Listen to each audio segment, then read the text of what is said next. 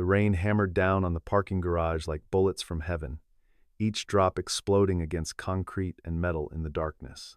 10-year-old Arthur Brown pressed closer to his mother, his small fingers intertwining with hers as they hurried through the shadows.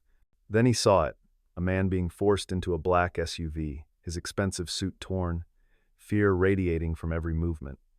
Arthur's voice trembled as he tugged his mother's hand. "Mom, he's scared of them." Callista Brown, a black woman who had faced down death in military hospitals, saw what no one else dared to see. CEO Elias Harrington wasn't leaving willingly.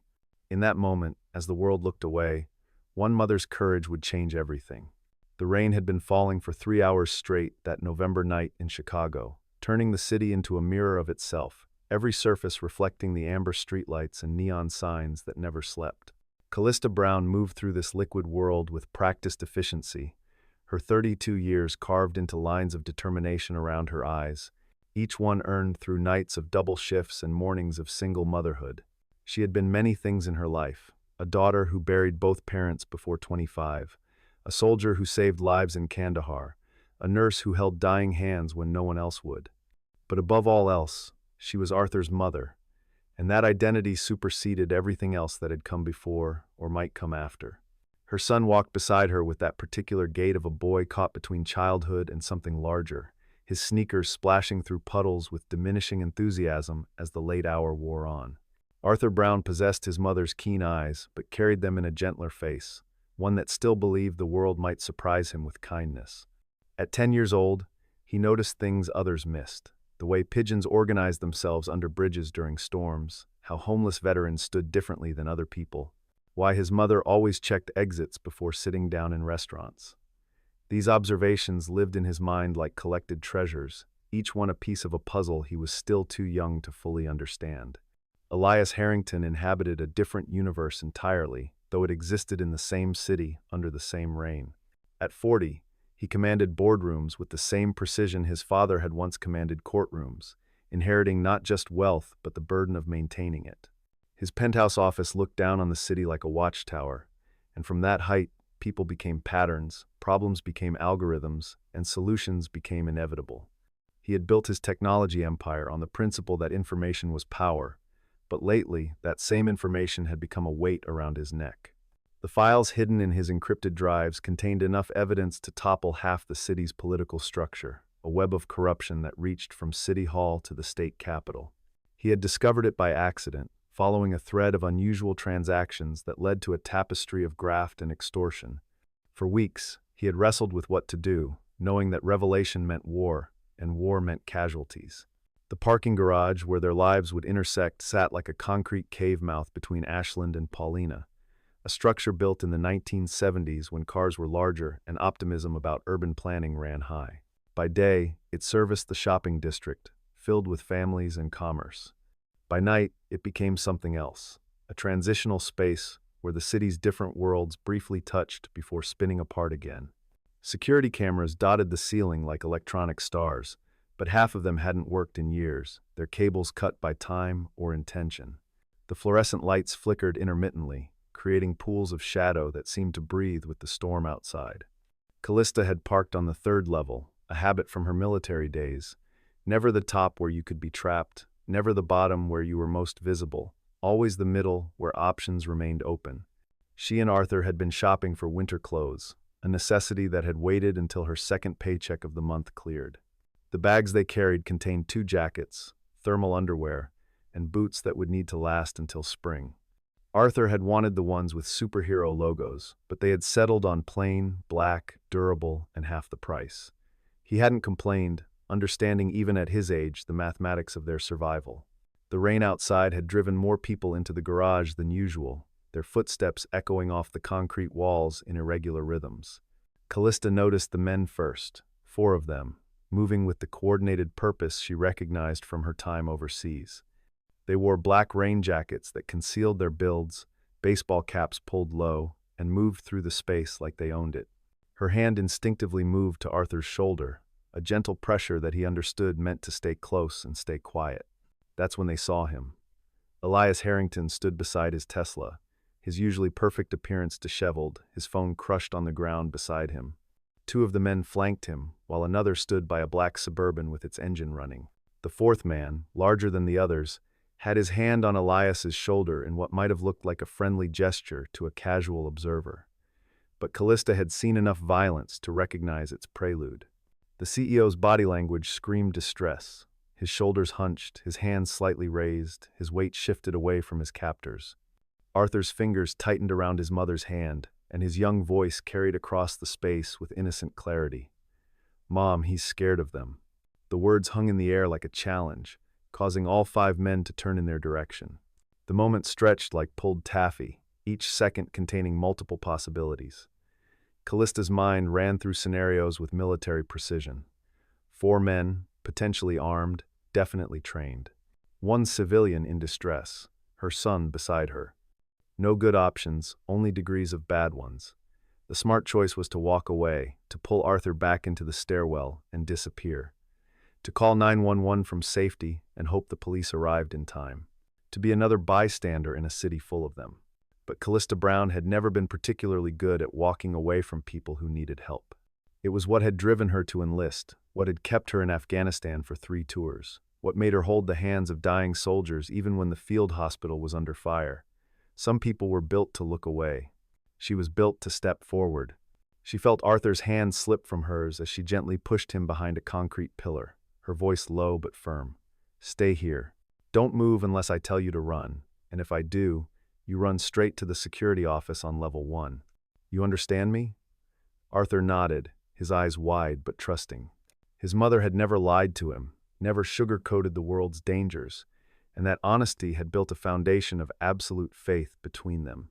Callista stepped into the light, her hands visible but ready, her voice carrying the authority of someone who had commanded respect in war zones. "Excuse me, is everything all right here?" The question was deliberately innocuous, the kind any concerned citizen might ask, but her posture suggested she already knew the answer. The large man's hand moved inside his jacket, a motion Callista recognized instantly. The CEO's eyes met hers, and in them she saw not just fear, but desperate hope. He tried to speak, but one of the flanking men pressed something into his ribs that made him gasp instead. The message was clear: cooperation or consequences. The leader, the one with his hand still on Elias's shoulder, smiled with the confidence of someone who had never met a situation he couldn't control. "Just a business discussion, ma'am. Nothing to concern yourself with." His accent was professionally neutral, the kind taught in certain government facilities. "Mr. Harrington was just leaving with us to discuss some urgent matters." Callista took another step forward, her movement forcing them to recalculate. She had positioned herself between them and the Suburban, a tactical choice that wouldn't stop them but would complicate their exit. "Mr. Harrington," she said directly to the CEO, "are you leaving of your own free will?" The silence that followed was heavy with threat. The rain outside seemed to intensify, drumming against the garage entrance like an audience demanding action.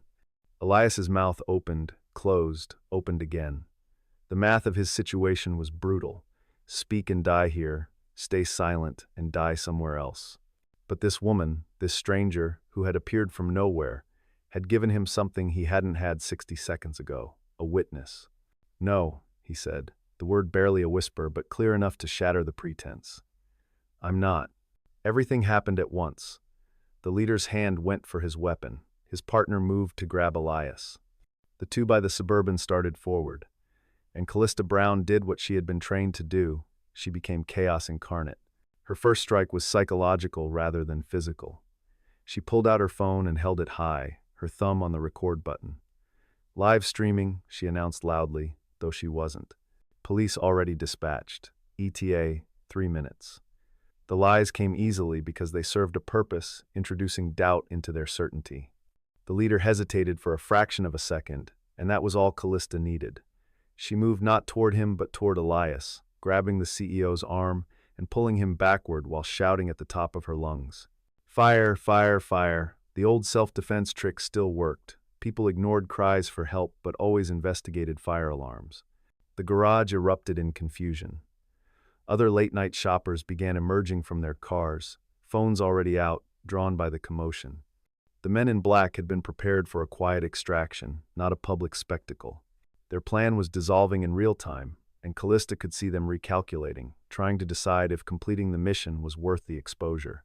Arthur watched from behind his pillar, his young mind recording everything with the clarity that trauma often brings. He saw his mother move like she had in the videos she'd once shown him from her army days, efficient and purposeful. He saw the CEO stumble toward her, his expensive shoes slipping on the wet concrete. He saw one of the men raise something dark and metallic, and without thinking, Arthur grabbed the emergency fire alarm on the wall beside him and pulled. The shrieking siren that filled the garage was like a physical force, bouncing off the concrete walls and amplifying into a wall of sound. Sprinklers activated, adding their own rain to the night's deluge.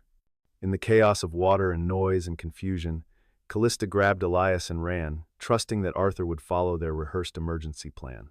They burst through the stairwell door as the first shot cracked through the air, punching a hole in the metal where Elias's head had been a second before. No more pretense now, this was a hunt, and they were the prey. Callista pulled the CEO down the stairs, taking them 3 at a time, her combat boots finding purchase where his dress shoes slipped and slid. Behind them, she could hear pursuit. Coordinated footsteps that stayed together despite the speed. Professionals who wouldn't be deterred by alarms or witnesses. They had committed now, crossed the line from covert to overt, which meant they had decided completion was worth any consequence. Arthur appeared at the second-floor landing, having taken the opposite stairwell as they had practiced. His face was streaked with tears and rain from the sprinklers, but his eyes were clear and focused. "Mom." This way. He had remembered the service corridor, the one they had noticed during their many shopping trips that led to the loading dock. The 3 of them ran through the narrow hallway, past storage rooms and maintenance closets, the sound of their pursuit echoing behind them. Elias was gasping, his sedentary executive lifestyle failing him, but adrenaline kept him moving. Callista supported him with one arm while keeping Arthur ahead of them with her voice. "Keep going, baby. Don't look back. You're doing perfect." They exploded out of the loading dock into the rain-soaked alley, the cold air hitting them like a slap. The Suburban screeched around the corner, its headlights turning the rain into silver needles. Callista pushed both Arthur and Elias behind a dumpster as the vehicle accelerated toward them, its engine roaring like a predator closing for the kill. At the last second, she rolled aside, grabbing a piece of rebar from a construction pile and jamming it into the wheel well as the vehicle passed. The metal caught in the brake assembly, sending the Suburban spinning into the opposite wall with a crash that shattered windows 3 stories up. But there was no time to celebrate. The men from the stairwell were already emerging from the loading dock. "Run," Callista commanded, and they ran into the Chicago night, 3 unlikely allies bound together by violence and circumstance. The rain masked their footprints, but also their visibility, turning the world into impressionist smears of light and shadow. They cut through alleys Callista knew from her delivery job, spaces too narrow for vehicles but perfect for those who knew the city's hidden geography. Arthur's lungs burned, his new jacket already soaked through, but he kept pace, drawing on reserves he didn't know he had. Beside him, Elias stumbled and recovered, his $1,000 shoes ruined, his dignity in tatters, but his life intact. And behind them both, Callista moved like a shepherd, constantly checking, constantly planning, her mind 3 moves ahead while her body stayed firmly in the present. They ducked into a 24-hour laundromat on Division Street, its fluorescent lights and warmth a shocking contrast to the chaos outside. The elderly Korean owner looked up from his newspaper, took in their appearance, and without a word pointed to the back room. "Hide," he said simply, recognizing something in Callista's eyes that transcended language. In the cramped space between industrial washers and boxes of detergent, the 3 of them finally stopped moving. Arthur collapsed against his mother, his small body shaking with delayed reaction. Elias slumped against the wall, his breathing ragged, his eyes unfocused. And Callista stood guard at the door, her senses still on high alert, waiting for the sound of pursuit that would mean they had to run again. 5 minutes passed, then 10. The only sounds were the rumble of washing machines and the continued drumming of rain against the windows. Finally, Callista allowed herself to breathe, to feel the fear she had been suppressing. Her hands shook as she pulled Arthur close, checking him for injuries with the practiced efficiency of someone who had done too much battlefield triage. "Are you hurt? Are you okay? Baby, look at me." Arthur met her eyes and nodded, finding his voice. "I remembered the plan, Mom. I did everything just like we practiced." She kissed his forehead, tasting rain and fear and pride all at once. "You did perfect. You saved us." Elias watched this exchange with something like wonder. In his world, protection came from lawyers and bodyguards, professionals paid to care. This was something different, raw, genuine, powerful in its simplicity. When Callista turned to check on him, he found himself struggling to speak. "Why?" he finally managed. "You don't know me. You could have been killed. Why would you risk everything for a stranger?" Callista's answer was simple and devastating. "Because my son was watching. Because he needs to know that when someone needs help, you help. That's what makes us human. That's what separates us from them." The weight of this truth settled over them like a blanket, warming despite the cold wetness of their clothes. In the distance, sirens wailed, but whether they represented help or danger remained unclear. The night was far from over, and the men hunting them wouldn't give up easily. But for this moment, in this small space that smelled of soap and safety, they had survived. Elias pulled out a burner phone from his jacket, one of 3 he had been carrying since discovering the corruption files. "I need to tell you something," he said, his voice steadier now. "This isn't random. They're after me because I have evidence. Evidence that could bring down half the city's power structure." Callista's expression didn't change, but Arthur saw her shoulders tighten, the way they did when she was calculating bills or figuring out how to stretch groceries another day. "You're telling me we just made enemies of people who own judges and cops?" Elias nodded, ashamed but honest. "Yes, and I'm sorry. I'm so sorry you're involved in this. But if they get me, if they bury this evidence, thousands of people will continue to suffer. The housing corruption alone has displaced entire neighborhoods. The medical supply price fixing has killed people who couldn't afford treatment. This is bigger than just my life." Arthur listened to this adult conversation with the understanding that his childhood had just ended, not in years but in moments. He thought about the homeless veterans his mother always stopped to help, the families in their building who worked 3 jobs and still struggled with rent. He thought about right and wrong, and how sometimes doing the right thing meant accepting the wrong consequences. "We need to keep moving," Callista decided, her tactical mind already working through options. "They'll have people watching the hospitals, police stations, probably even the fire departments. We need somewhere they won't expect." The laundromat owner appeared in the doorway, his weathered face calm despite the obvious danger. "My nephew," he said in accented English. "He drives truck. Loading now at warehouse 6 blocks. Can take you somewhere safe." He paused, meeting Callista's eyes. "I know hiding. I know running. Korean War, long time ago. You soldiers, you same everywhere. You help people." The gratitude Callista felt was beyond words, expressed only in a deep bow that the old man returned with dignity. They followed him through a maze of back rooms and connecting businesses, a hidden network that existed beneath the city's official surface. Each door they passed through was opened by someone who asked no questions, a chain of quiet kindness that linked the city's forgotten people. The warehouse smelled of cardboard and machine oil, its vast space filled with shadows and towers of boxes waiting for morning distribution. The nephew, a man in his 40s with tired eyes and strong hands, didn't even blink when his uncle explained the situation in rapid Korean. He simply pointed to his truck and said, "Cleveland. Leaving now. You hide in back, I drop you somewhere safe." But Callista shook her head. "No, running makes us fugitives. We need to get this evidence out before they regroup." She turned to Elias. "Can you access your files remotely?" Elias considered, his CEO mind finally engaging properly. "Yes, but they'll be monitoring my servers. The moment I log in, they'll know our location. It would need to be a massive, simultaneous upload to multiple platforms, too fast and too widespread for them to stop." Arthur, who had been quiet, suddenly spoke up. "The library," he said. "The Harold Washington Library. They have hundreds of computers, all on different networks. Mom took me there for my school project. You could log into different ones, upload from all of them at once." The adults exchanged glances, recognizing the brilliance in the child's simplicity. The library would be closed, but Callista knew security would be minimal. Budget cuts had reduced overnight staff to a single guard who mainly watched the front entrance. The backloading dock, where donated books were received, would be accessible to someone with her skills. "It's insane," Elias said, but then laughed, a sound bitter and relieved at once.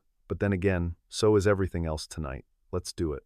The truck ride through the rain-washed streets felt like traveling through a dream. Hidden among boxes of electronics bound for suburban stores, the three of them huddled together, sharing body heat and building trust through proximity. Elias told them about his discovery, how a routine audit had revealed phantom companies billing the city for services never rendered, how those companies traced back to a web of political donors and mob connections, how he had spent weeks documenting everything, knowing that knowledge without action was just complicity with extra steps.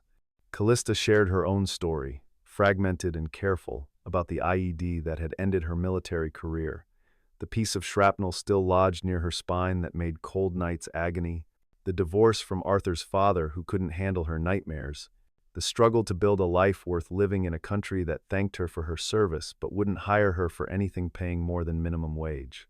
Arthur listened to these adult confessions and added his own, smaller but no less significant, about the kids at school who made fun of his second-hand clothes, about wanting to make his mother proud, about the dreams where his father came back but different, better, the way Arthur wished he could be. By the time the truck stopped near the library, they weren't strangers anymore.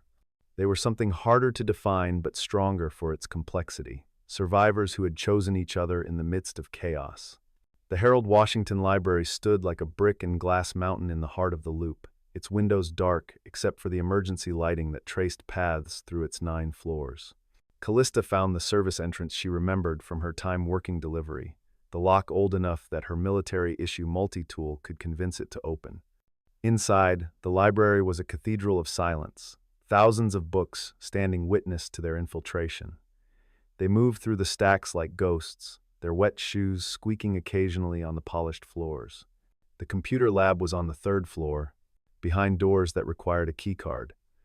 Callista didn't have, but whose electronic lock responded well to the emergency override she had learned from a fellow veteran who worked building maintenance. Elias sat down at the first terminal, his fingers flying over the keyboard as he began establishing connections. Virtual private networks, proxy servers, encrypted channels. He built a digital fortress around his activity, knowing it would only slow down their trackers, not stop them. Callista and Arthur began logging into other computers, following Elias's instructions to create accounts on journalism platforms, social media sites, government whistleblower portals.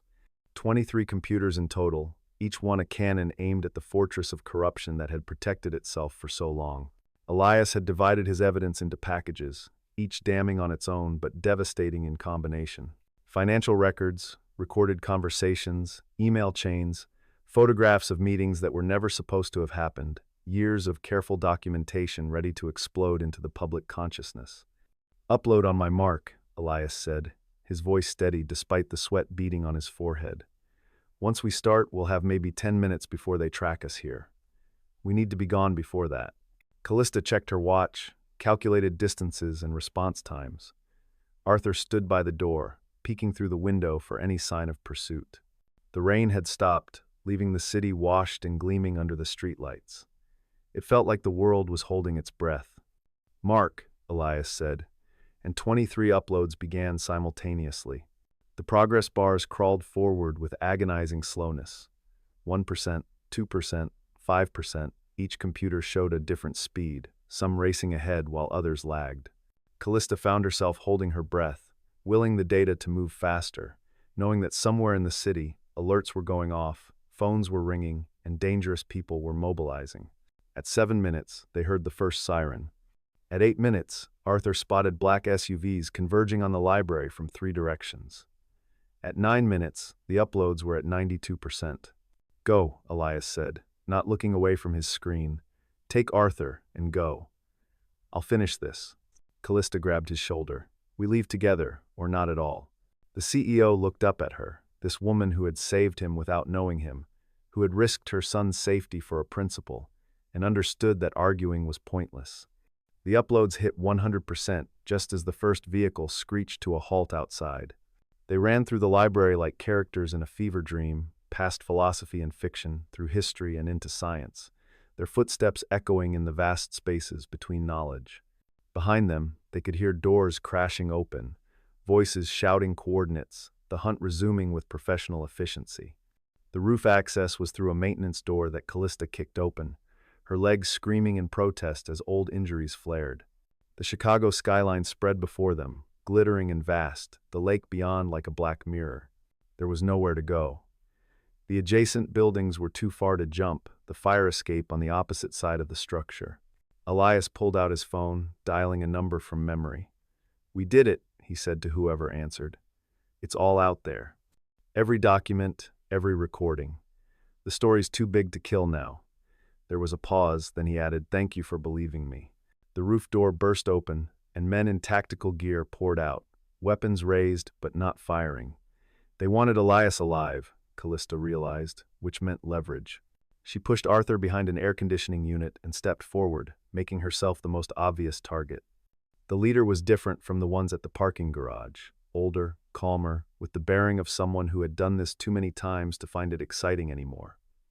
"Mr. Cyan, Harrington," he said, ignoring Callista entirely. "You've created quite a problem for some important people. But problems can be solved. The evidence can be discredited. Witnesses can disappear. Why don't we discuss this like civilized people?" Elias stepped out from cover, his hands raised but his head high. "Because I've seen what your civilization looks like. Empty buildings where families used to live. Emergency rooms that turn away the dying for inability to pay. Children poisoned by lead in their water while you all count your bribes. That's not civilization. That's organized barbarism." The leader sighed, genuinely disappointed. "I had hoped you were smarter than this." He gestured, and his men began to advance. That's when they heard it. The distinctive thrum of helicopters, not one or two but many, their searchlights turning night into day. 4 police helicopters rose over the edge of the building, like mechanical angels, their spotlights pinning everyone in place. But more importantly, news helicopters followed, their cameras broadcasting everything lived to a city that had just woken up to the biggest corruption scandal in its history. "This is the FBI," a voice boomed from speakers. "Everyone on the roof, drop your weapons and lie face down on the ground. This is your only warning." The tactical team hesitated, looking to their leader, who was already calculating odds and outcomes. The uploads had worked too well. The evidence had reached federal authorities who had been building their own case, waiting for the break that Elias had just provided. The very people who had been sent to silence him were now witnesses to their own downfall. Weapons clattered to the roof. Bodies dropped prone. The helicopters circled like predators claiming their kill. And in the middle of it all, Callista Brown held her son, both of them shaking with exhaustion and relief, while Elias Harrington stood transfixed by the sight of justice arriving from the sky. The arrests took 2 hours.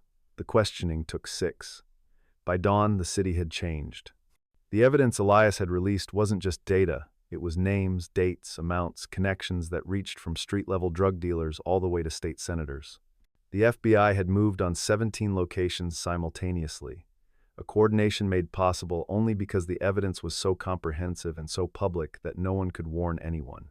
Callista and Arthur gave their statements in a federal building that smelled of burnt coffee and momentous decisions. They were victims and witnesses, heroes and bystanders, their role in history both central and peripheral. Agents brought them blankets and food, treated them with a deference that felt strange after years of being invisible. Arthur fell asleep in his mother's lap, his young body finally succumbing to exhaustion. Callista stroked his hair and watched through the window as the city awakened to its new reality. News vans clustered outside like feeding birds. Protesters were already gathering, their signs demanding justice for years of systematic theft and neglect. Elias found them there as the sun broke through the clouds, painting the city gold. He looked different, smaller somehow, or perhaps just more human. The FBI had kept him for additional questioning, his testimony crucial to making the cases stick. But he had insisted on seeing them before being placed in protective custody. "I don't know how to thank you," he said, sitting down beside them with obvious exhaustion. "You saved my life. More than that, you saved thousands of lives that would have been destroyed if this had continued." Callista looked at him, this man from another world who had risked everything for truth, and felt a bridge forming between their disparate experiences. You don't thank someone for doing what's right. You just do right yourself when the time comes. Elias nodded, then pulled out a business card, one of the few things that had survived the night's chaos. "When this is over, when the trials are done and the dust settles, I want you to call me. Both of you. My company needs people like you, people who understand that courage isn't the absence of fear but action in spite of it." Before Callista could respond, Arthur stirred, opening his eyes with the disorientation of a child who had fallen asleep in one world and awakened in another. "Mom," he said, his voice small and uncertain, "is it over? Are we safe?" She pulled him closer, feeling the weight of the question. The truth was complex. The immediate danger had passed, but they had made powerful enemies, even if those enemies were currently in custody. Their lives would never be quite the same, marked now by their intersection with history. But looking at her son's trusting eyes, at Elias's grateful face, at the city beyond the window starting to believe in justice again, Callista chose the simpler truth, the one that mattered most. "Yes, baby, we're safe. We did the right thing and we're safe." 6 months later, the trials were front-page news every day. 43 individuals had been indicted, including 2 state senators, 5 city councilmen, and a federal judge.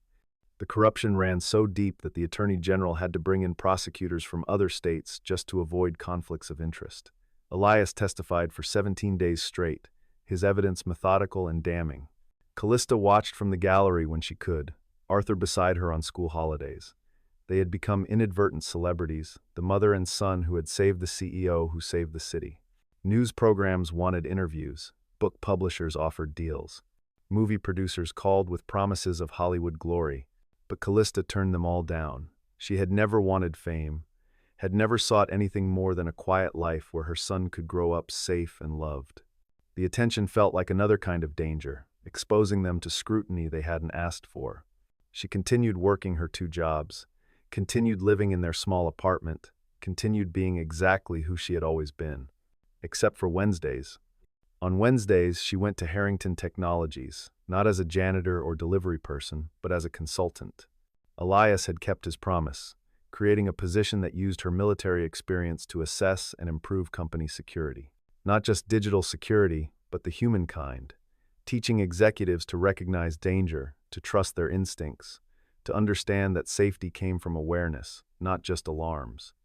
Arthur came with her sometimes, doing homework in the conference rooms, playing video games with the programmers, absorbing through osmosis the possibility of a different future. Elias always made time for him, teaching him coding, discussing philosophy, treating him not as a child but as a future equal. The relationship that developed between them all was hard to categorize. Not quite family, more than friendship, something forged in fire and sustained by choice. Elias had dinner with them every Sunday, bringing groceries despite Callista's protests, helping Arthur with his math homework, fixing things around the apartment with the dedication of someone who had never learned these skills but was determined to master them. The city changed too, slowly, painfully, but genuinely. The exposed corruption led to reforms, investigations, a house cleaning that reached into every corner of municipal government. Housing policies were rewritten. Medical programs were funded. Police oversight was strengthened. It wasn't perfect, change never was, but it was movement in the right direction. A year after that night in the parking garage, they stood together at a ceremony where the mayor presented them with civilian service awards. Arthur, now 11 and several inches taller, wore his first suit, one Elias had insisted on buying despite Callista's objections. She wore her dress uniform, the medals she had earned overseas polished and proud. Elias stood beside them in a simple black suit, his presence a statement that wealth and conscience could coexist.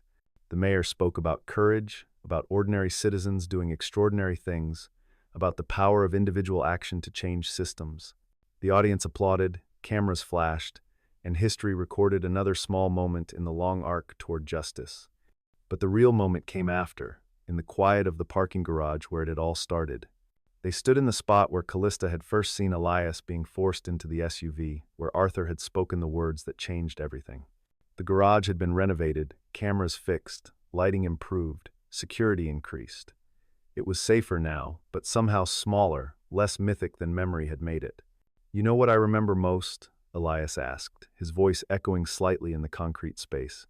"Not the fear or the violence. I remember thinking I was going to die without anyone knowing the truth, without the evidence coming out, and then you appeared, like something out of a movie, and gave me hope." Callista laughed, the sound rich and genuine. "We were just going shopping for winter clothes. I still have the receipt in my pocket when we started running. Arthur looked up at them both, these adults who had become his extended universe, and said something that surprised them all. I wasn't scared. Not really. I knew Mom would fix it. She always fixes things. That's what she does. The simplicity of his faith was humbling. In his child's understanding, the world was divided into problems and solutions, and his mother was simply someone who created bridges between the two. He didn't fully grasp the danger they had faced, the odds they had overcome, the systems they had challenged. He just knew that when someone had needed help, they had helped. As they walked back to Elias's car, Callista's phone rang. It was another consulting offer, this one from a Fortune 500 company that had heard about her work with Harrington Technologies. She listened to the offer, thanked them, and said she would consider it. There had been many such calls lately, opportunities that would have seemed impossible just a year ago. You should take it, Elias said after she hung up. You're worth 10 times what they're offering, but it's a start. Callista shook her head. I already have 2 jobs I actually like now, any more, and I won't have time for what matters. She pulled Arthur close. This boy who had grown so much but still needed his mother, still looked to her for confirmation that the world made sense. The truth was, the world didn't make sense. It was random and cruel and unfair. But within that chaos, people could choose to be better, to stand up, to speak out, to protect those who needed protecting. That was the lesson she wanted Arthur to carry forward, not that the world was safe, but that safety could be created through action. As they drove through the city, past buildings that housed the ongoing trials, past neighborhoods that were slowly healing, past people living their lives unaware of how close they had come to losing even more to corruption, Callista thought about the strange mathematics of courage, how one moment of choosing to help had rippled outward, affecting thousands of lives, how her son's innocent observation had been the catalyst for justice, how a CEO's crisis of conscience had needed a single mother's intervention to become action. Elias dropped them off at their apartment building, the same one they had lived in for 3 years, though he had offered repeatedly to help them move somewhere nicer. But Callista understood something about roots, about community, about the importance of staying connected to the ground that had grown you. Their neighbors knew them here, trusted them, came to Callista for advice and help just as she went to them. This was home in a way that had nothing to do with square footage or amenities. As they climbed the stairs, Arthur carrying groceries, Callista noticed an elderly neighbor struggling with her door. Without being asked, Arthur set down his bags and helped her, holding the door while she maneuvered her walker inside. It was a small thing, barely worth noting, except that Callista saw in it the continuation of something essential. That night, after Arthur had finished his homework and gone to bed, Callista sat by his window looking out at the city lights. The rain had returned, gentler this time, washing the streets clean for tomorrow's possibilities. She thought about the year that had passed, the violence and fear, the triumph and change, the unexpected family that had formed from crisis. Her phone buzzed with a text from Elias.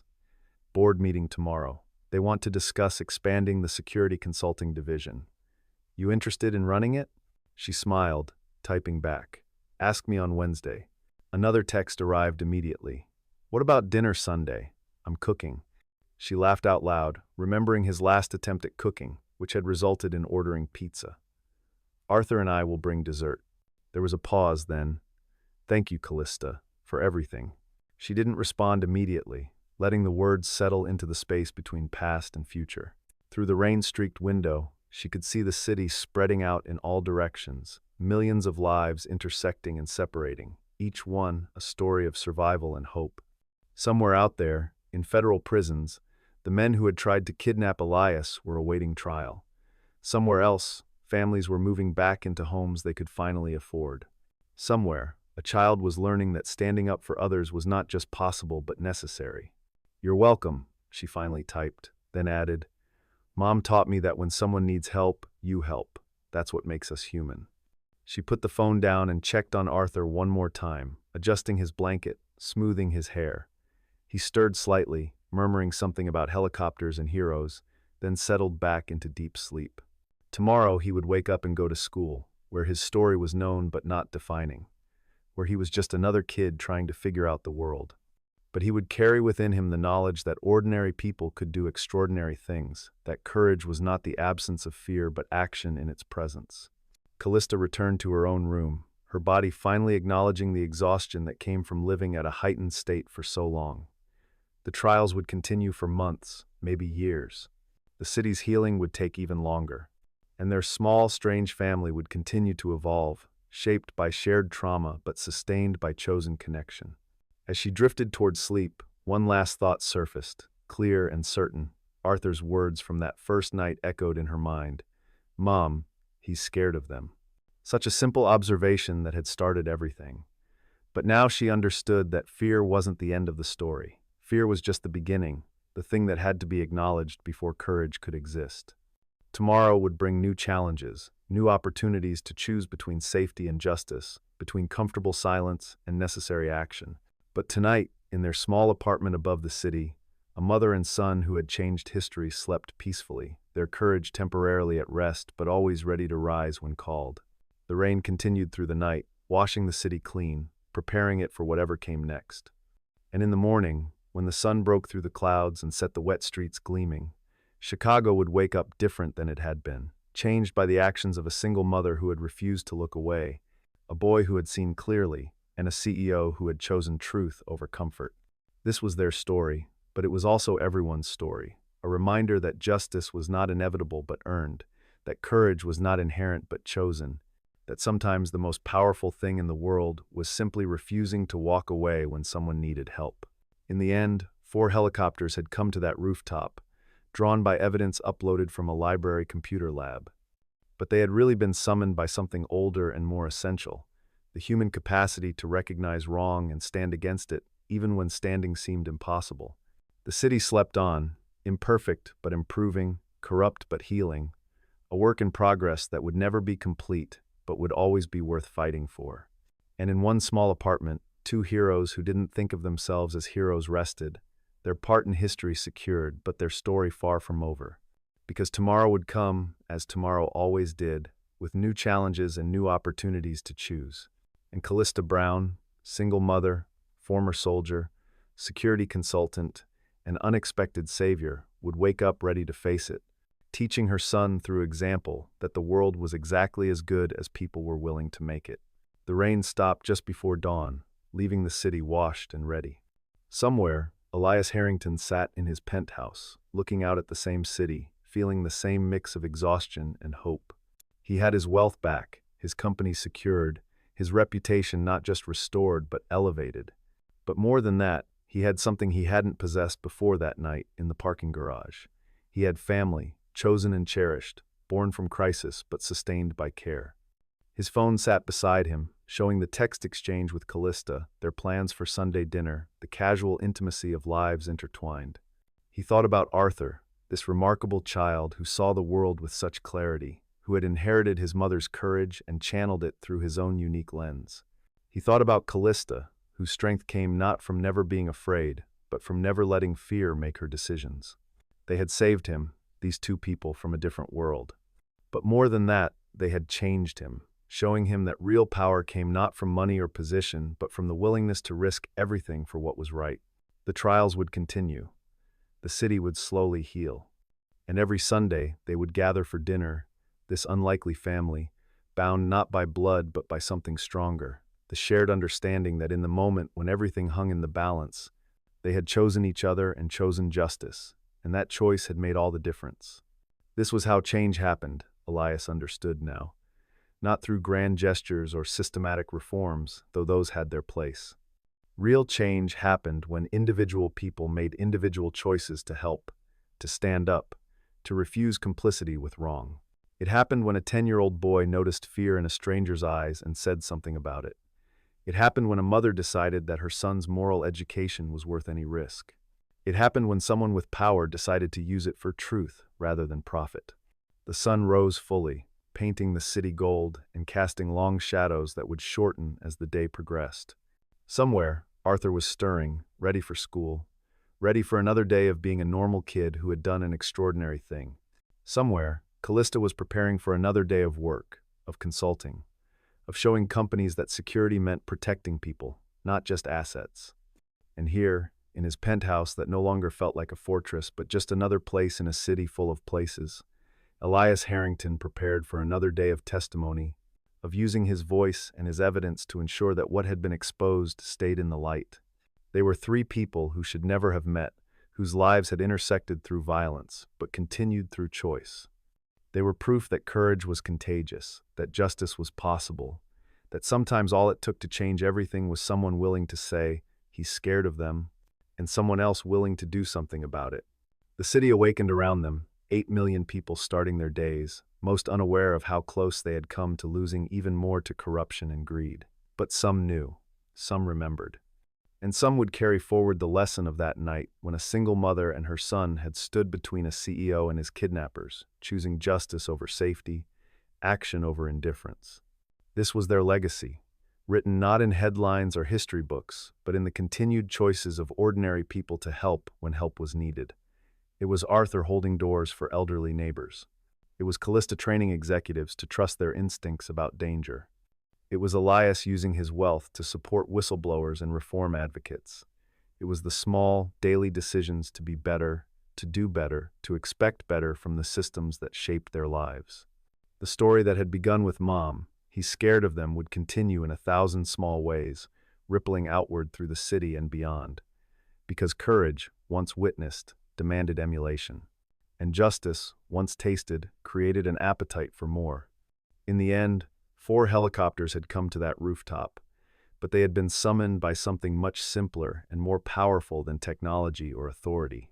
They had been called by conscience, by compassion, by the fundamental human refusal to let wrong go unchallenged when challenge was possible.